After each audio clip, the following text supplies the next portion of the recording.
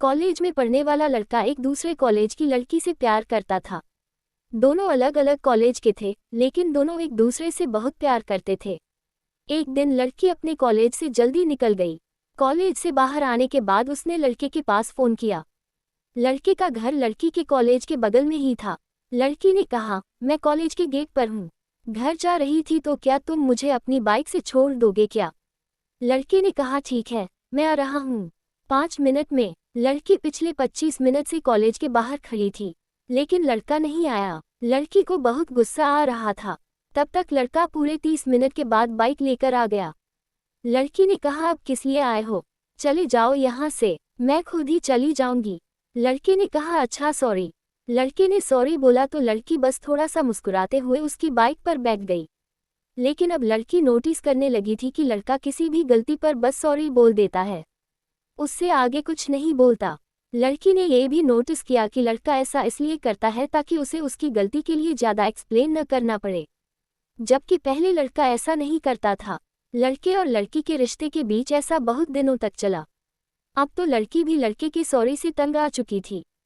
वह सोचती थी कि सॉरी बोल देने से सब कुछ ठीक नहीं हो जाता, लेकिन लड़का शायद ये बात समझने को तैयार ही नहीं था। लड़की ने काफ़ी कोशिश की लड़के को समझाने की, लेकिन वह नहीं समझा। आखिरकार लड़की ने फैसला कर लिया कि वह इस रिश्ते को अब खत्म कर देगी, क्योंकि लड़की का मानना था कि एक रिश्ता सिर्फ सॉरी से नहीं चल सकता। लड़की ने लड़के का फ़ोन उठाना भी बंद कर दिया। धीरे धीरे इस बात को 2 महीने बीत गए, लेकिन लड़की लड़के से इतना प्यार करती थी कि वह उसे भुला नहीं पाई। फिर एक दिन लड़की लड़के से मिलने के लिए उसके कॉलेज के बाहर गई, जहां उसे पता चला कि लड़का तो महीनों से कॉलेज में नहीं आ रहा है। लड़की घबरा गई। उसने लड़के के पास फ़ोन किया तो उसका नंबर बंद आ रहा था। घबराई हुई लड़की लड़के के एक दोस्त के पास गई और उससे पूछने पर पता चला कि लड़का पिछले महीने से हॉस्पिटल में है। लड़की भागती हुई हॉस्पिटल पहुंची, जहां उसने देखा कि लड़का एक बेड पर लेटा हुआ है और बड़ी मुश्किल से कुछ बोल पा रहा है। उसे देखकर लड़की रोने लगी। लड़की को देखकर लड़के के भी आंखों से आंसू निकलने लगे। फिर बड़ी मुश्किल से लड़के ने कहा सॉरी और फिर आंखें बंद कर ली। उसके बाद लड़के ने कभी आंखें नहीं खोली। कुछ दिनों बाद लड़के की मम्मी को लड़के के कुछ लेटर मिले और लेटर लेकर वह लड़की के घर पर चली गई। लेटर में लिखा था, माय डियर, बार बार तुम्हें सॉरी बोलना मुझे भी अच्छा नहीं लगता। जब तुमने कॉलेज के बाहर मेरा 30 मिनट तक इंतजार किया था, उस दिन मैं जानबूझकर लेटर नहीं आया, बल्कि उस दिन पहली बार मेरे सीने में दर्द हुआ था, जिसकी वजह से मैं बेहोश हो गया था और जैसे ही मुझे होश आया, मैं तुम्हारे पास पहुंचा।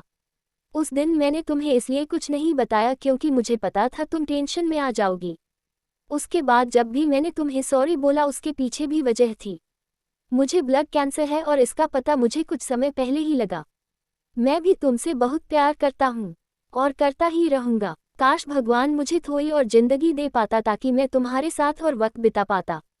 खैर, मेरे सॉरी बोलने की वजह से अगर मैंने तुम्हें दुख पहुंचाया हो तो मुझे माफ़ कर देना। लेटर पकड़ लड़की की आंखों से आंसू थमने का नाम नहीं ले रहे थे।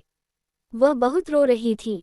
इस कहानी से हमें ये सीख मिलती है कि हमें हमेशा अपने करीबी और प्यार करने वालों को समझने और समझाने के लिए वक्त देना चाहिए। अगर आपके दोस्त या प्रेमी आपके सामने खुलकर नहीं बोल पा रहे हैं तो आपको उन्हें समझने की कोशिश करनी चाहिए, वरना कहीं देर न हो जाए और फिर आपको सॉरी बोलने का भी मौका न मिले। उम्मीद करता हूँ आपको ये कहानी पसंद आई होगी। अगर आपको ये कहानी पसंद आए हो, हमें कमेंट करके ज़रूर बताइएगा।